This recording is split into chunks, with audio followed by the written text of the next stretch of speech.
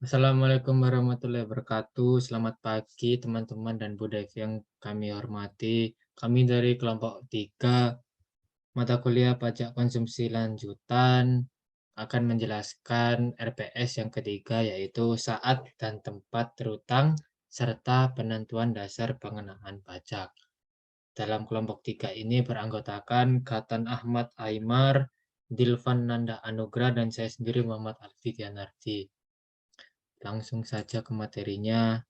Untuk yang pertama, saat pajak terutang. Nah, untuk penentuan saat pajak terutang merupakan faktor yang relevan untuk menentukan saat BKP melaksanakan pemungutan pembayaran pajak. Tanpa mengetahui saat pajak terutang, BKP tidak tahu bila mana faktur pajak wajib dibuat. Nah, untuk dasar hukumnya itu dari UU PPN pasal 11 tahun 1984.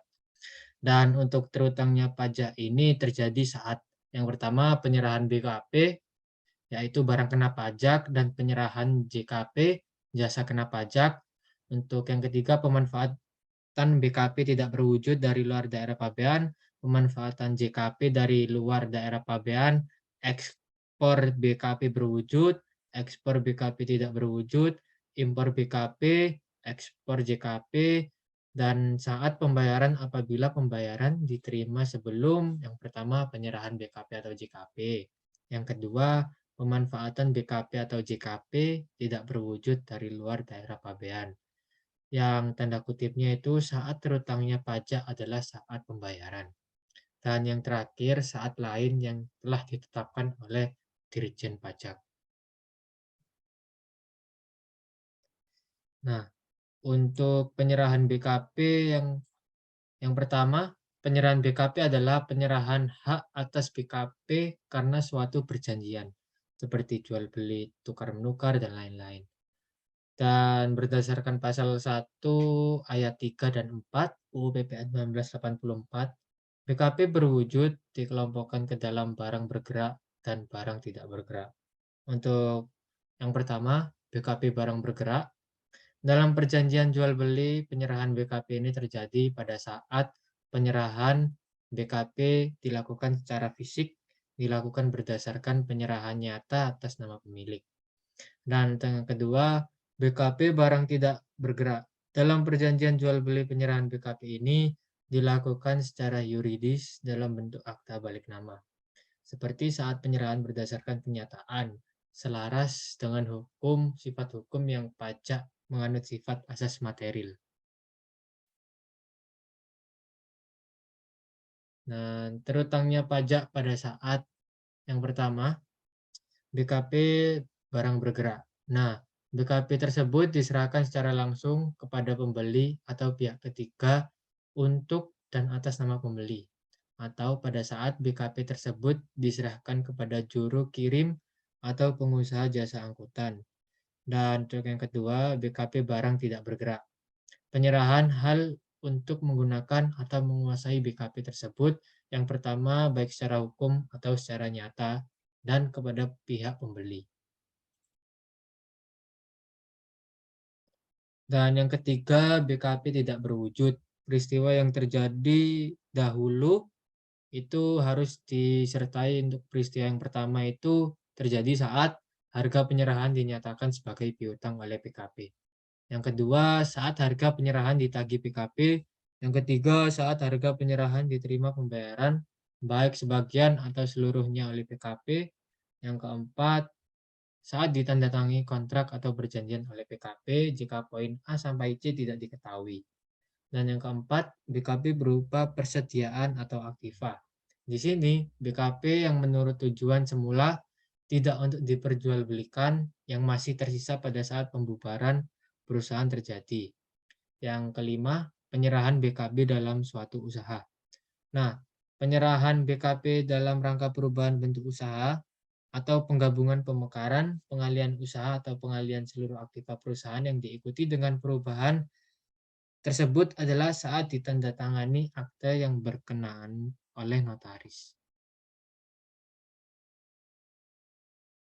Untuk masuk yang kedua, penyerahan JKP atau jasa kena pajak.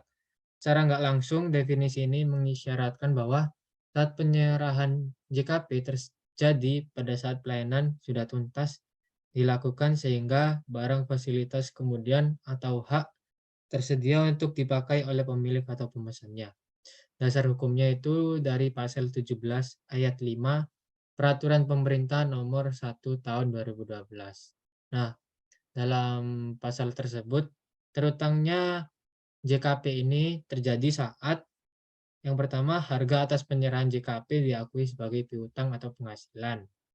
Diterbitkan faktur penjualan oleh PKP sesuai dengan prinsip akuntansi yang berlaku umum. Yang kedua, kontrak atau perjanjian ditandatangani dalam hal sebagaimana pada huruf A tidak diketahui atau mulai tersedia fasilitas atau kemudahan untuk dipakai secara nyata, baik sebagai atau seluruhnya dalam hal pemberian cuma-cuma atau pemakaian sendiri untuk jasa kena pajak. Selanjutnya akan dijelaskan oleh teman saya, Gatan.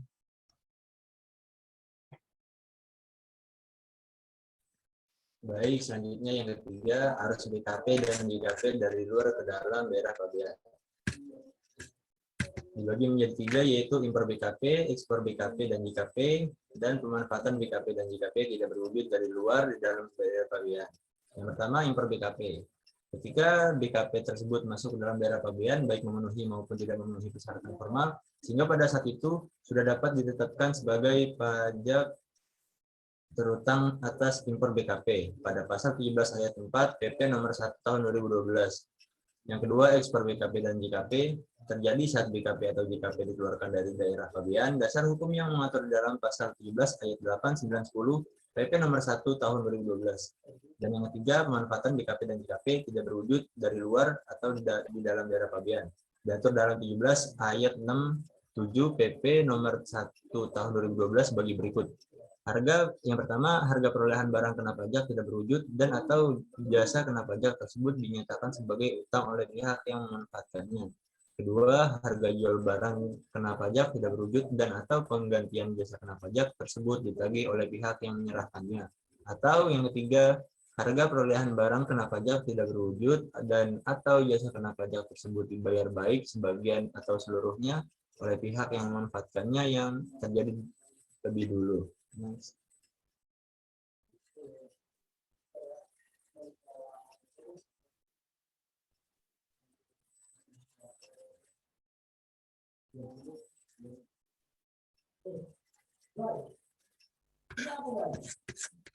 Selanjutnya yang keempat, saat lain sebagai saat pajak terutang. BJP dapat menetapkan sebagai saat terutangnya pajak. Penetapan ini bukan hanya dalam bentuk peraturan Direktur Jenderal Pajak atau BJP, bahkan peraturan Menteri Keuangan yang antara lain mengatur tentang saat pajak terutang sebagai berikut. Yang pertama, PMK nomor 163 garis miring PMK 03 garis miring 2012 tanggal 22 Oktober 2012 menetapkan bahwa untuk kegiatan membangun sendiri yang dilakukan tidak dalam kegiatan usaha atau pekerjaannya sebagaimana dimaksud dalam pasal 16C UU PPN 1984, pajak terutang pada saat kegiatan tersebut mulai dilaksanakan. Yang kedua, bagi PKP yang tidak melakukan pemutusan tempat pajak terutang atau desentralisasi dengan peraturan Direktur Jenderal Pajak nomor per 8 garis miring PJ garis miring 2010 tanggal 1 Maret 2010 ditetapkan bahwa sehubungan dengan penyerahan BKP yang tergolong mewah dari pusat ke cabang dan sebaliknya dan antar cabang pajak terutang 1 untuk PPN terutang pada saat penyerahan BKP yang tergolong mewah dari pusat ke cabang dan 2 untuk PPNBM terutang pada saat penyerahan BKB yang tergolong mewah oleh cabang kepada pihak lain. Dan terakhir, untuk penyerahan BKP dalam rangka restrukturinasi perusahaan, keputusan Direktur Jenderal Pajak nomor Kep-Strip 546 garis miring PJ garis miring 2000 tanggal 29 Desember 2000 menetapkan pajak terutang pada saat penyerahan BKP melalui juru lelang kepada pemenang lelang yang sebenarnya. Next.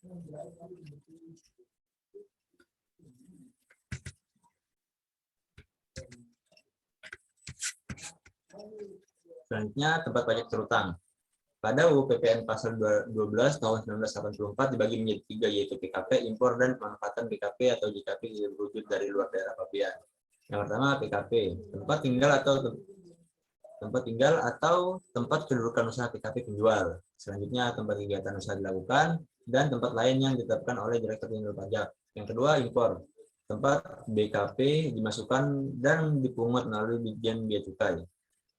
Dan yang terakhir pemanfaatan BKP atau JKP diwujud dari luar daerah pabean.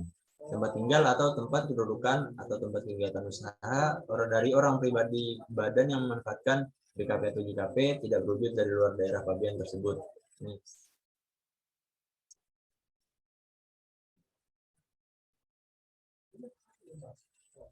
Selanjutnya penentuan dasar pengenaan pajak. Dasar pengenaan pajak adalah jumlah harga jual atau penggantian atau nilai impor atau nilai ekspor atau nilai lain yang ditetapkan dengan keputusan Menteri Keuangan yang dipakai sebagai dasar untuk menghitung pajak yang terutang. Dan juga pajak terutang adalah pajak yang harus dibayar pada suatu saat dalam masa pajak, dalam tahun pajak, atau dalam bagian tahun pajak sesuai dengan ketentuan peraturan perundang-undangan perpajakan UU nomor 16 tahun 2009.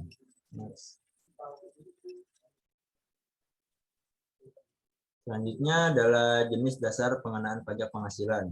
Dibagi menjadi 6, yaitu yang pertama DPP PPh pasal 4 ayat 2, lalu DPP PPh pasal 15, DPP PPh pasal 21, DPP PPh pasal 22 atau DPP nilai impor, lalu DPP PPh pasal 23, dan terakhir DPP PPh pasal 26.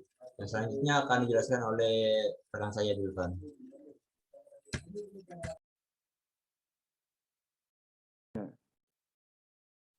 Baik, terima kasih Gaton. Selanjutnya yaitu jenis dasar pengenaan pajak pertambahan nilai atau DPP PPN. Sesuai ketetapan dalam Peraturan Menteri Keuangan yang mengatur tentang pengenaan pajak penghasilan dan PPN, jenis-jenis DPP dijadikan dasar untuk menghitung pajak terutang PPN. Yang pertama yaitu DPP harga jual. Jadi harga jual merupakan nilai uang dari semua biaya yang diminta atau yang seharusnya diminta oleh penjual karena penyerapan satu barang kena pajak atau BKP. Harga jual ini tidak termasuk PPN yang dipungut menurut Undang-Undang PPN dan potongan harga yang dituliskan pada faktur pajak. Kemudian yang kedua itu DPP penggantian. Penggantian yang dimaksud adalah nilai uang dari semua biaya yang diminta atau yang seharusnya diminta oleh pemberi jasa karena penyerahan jasa kena pajak. Nilai penggantian ini tidak termasuk PPN yang dipungut menurut Undang-Undang PPN serta potongan harga yang dituliskan pada faktur pajak. Yang ketiga itu DPP nilai ekspor. Nilai ekspor merupakan nilai uang atas semua biaya yang diminta atau seharusnya diminta oleh eksportir. Kemudian ada nilai impor. Nilai impor adalah nilai yang berupa uang yang menjadi dasar perhitungan bea, masuk ditambah pungutan lainnya yang dikenakan pajak, berdasarkan ketentuan perundang-undangan PBAan untuk impor barang kena pajak. Jadi tidak termasuk PPN yang dipungut menurut Undang-Undang PPN. Kemudian DPP nilai lain. Nilai lain menjadi suatu nilai uang yang dipakai sebagai dasar pengenaan pajak untuk penyerahan barang kena pajak atau jasa kena pajak. Secara umum, DPP nilai lain ini diatur dalam pasal 8A ayat 2 Undang-Undang PPN yang ketentuan detail pelaksananya ditetapkan melalui PMK nomor 121 PMK 03 2015 tentang perubahan ketiga atas PMK nomor 75 2010 tentang nilai lain sebagai dasar pengenaan pajak. Next.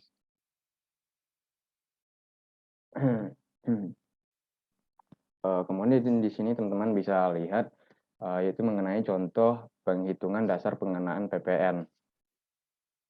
Jadi di sini kami mengambil soal yang pertama yaitu harga sudah termasuk PPN. Misalnya PT AA menjual barang seharga 25 juta pada 5 Januari 2021. Harga ini sudah termasuk PPN 10%. Maka untuk menghitung nilai DPP serta PPN-nya, yaitu nilai akhir sama dengan DPP ditambah PPN. Jadi yang tadi 25 juta itu merupakan nilai akhir, jadi sama dengan DPP ditambah 10% dikali DPP. Jadi hasilnya yaitu 25 juta sama dengan 1,1 DPP.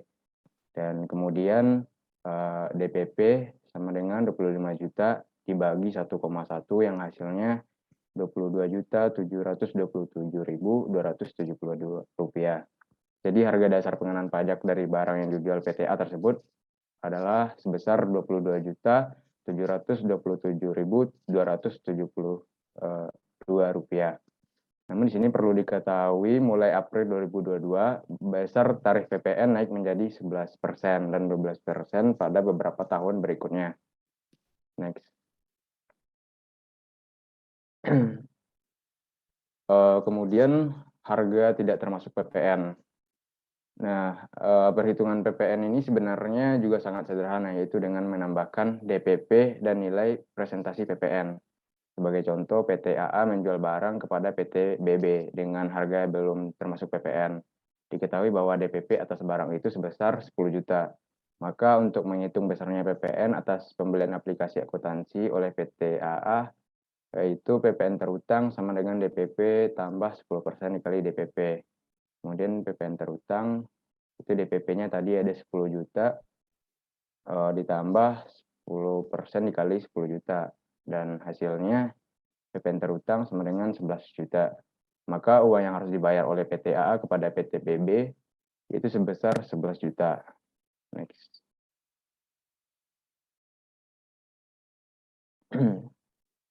Kemudian ada contoh penghitungan PPN dengan DPP nilai lain. Sebagai contoh, PT BB yang merupakan perusahaan jasa ekspedisi di Jakarta mendapatkan pesanan pengiriman barang dari PT CC dengan tujuan dari Jakarta menuju Bali. Biaya pengiriman barang tersebut sebesar 5 juta, sedangkan PPN terutang atas transaksi ini adalah 1%.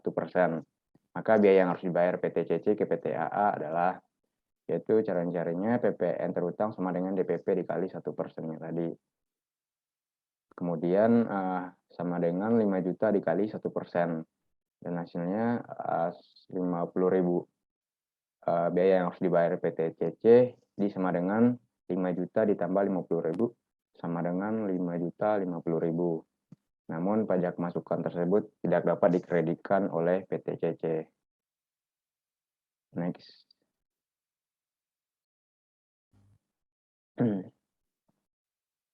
Kemudian contoh perhitungan dasar pengenaan PPh. DPP juga digunakan untuk penghitungan PPh, salah satunya PPh 21. Jadi perhitungan ini dikenakan bagi pegawai tetap, penerima uang pesangon, tenaga ahli, anggota dewan komisaris perusahaan, dan beberapa jenis pekerjaan lainnya yang sudah ditentukan memiliki PPh 21 sendiri. Jadi sebagai contoh PPh 21 untuk seorang pegawai, Pak Kelik merupakan pegawai tetap sebuah perusahaan swasta. Ia belum menikah dengan pendapatan 15 juta per bulan dan biaya jabatannya 5%. Pak Kelik terhitung mulai bekerja pada Januari sampai dengan Desember 2021. Maka untuk menghitung nilai DPPA, yaitu gaji 1 tahunnya sama dengan 12 dikali 15 juta. Jadi sama dengan hasilnya yaitu 180 juta. Dan biaya jabatan sama dengan 5%, terus dikali dengan 180 juta, sama dengan hasilnya itu 9 juta. Kemudian kita nyari penghasilan netonya sama dengan 180 juta dikurang 9 juta, dan hasilnya yaitu 171 juta. Jika penghasilan tidak kena pajak karena belum menikah dan tanggungannya sama dengan 55 juta. Maka DPP PPh 21 sama dengan penghasilan neto dikurang penghasilan tidak kena pajak. Jadi DPP PPh 21 itu 171 juta dikurang 55 juta. Dan hasilnya yaitu 116 juta. Jadi dasar pengenaan pajak untuk PPh 21 dari A sebesar 116 juta. Next.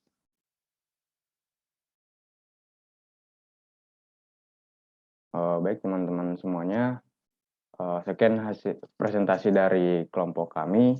Mohon maaf jika ada salah kata dan sebagainya. Assalamualaikum warahmatullahi wabarakatuh.